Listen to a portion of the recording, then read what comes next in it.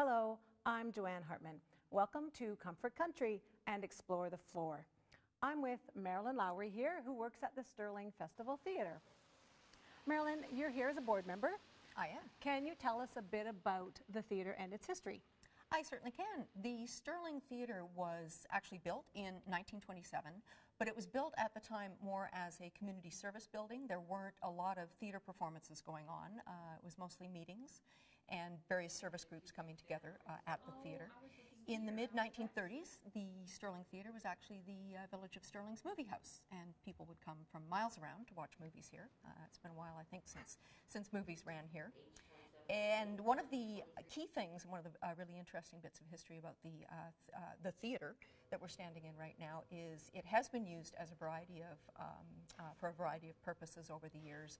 I believe the police station, the public works building, but it was actually the village's or the region's jail for a while. So where we store our actors for shows today, down in the lower dressing rooms, they're actually in the former jail of the village of Stirling, which I think is just a scream. Yeah. In the just a little bit closer history, in the mid-80s, however, and I can only assume as the village of Stirling and the surrounding area grew, it was decided by the village council at the time that they needed a larger public works space. So I believe village council had actually passed the resolution to gut the Stirling Theatre and turn it into a public works building. Tell us about SPAC and what SPAC means.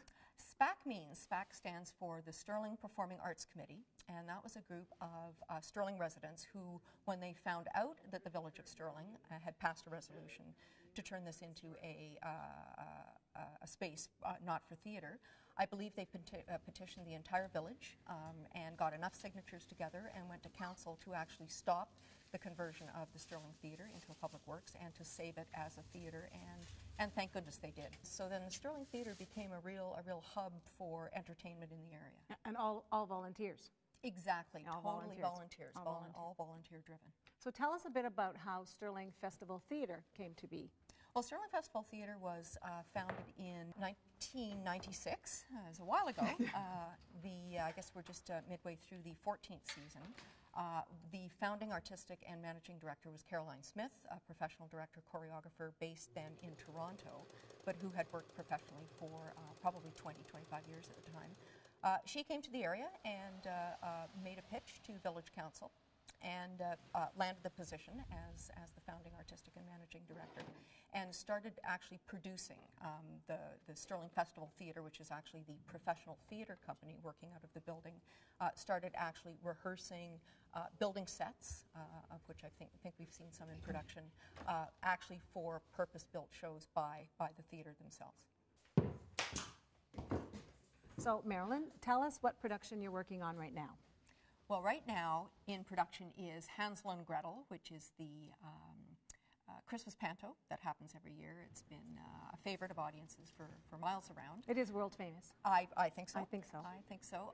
Stirling Festival Theatre does two different versions, actually, a number of family shows, and the famous naughty version, which traditionally does tend to sell out. Tickets are on sale, and I hear they're going fast. Lots of Christmas parties booking. Lots of people make it a family tradition. That's right. Thank you very much. So for this time, this is Joanne Hartman for Comfort Country, Explore the Four. Explore the Four is brought to you by Comfort Country, featuring the communities of Madoc, Marmora, Tweed, and Stirling. For more information about this edition of Explore the Four, visit online at comfortcountry.ca.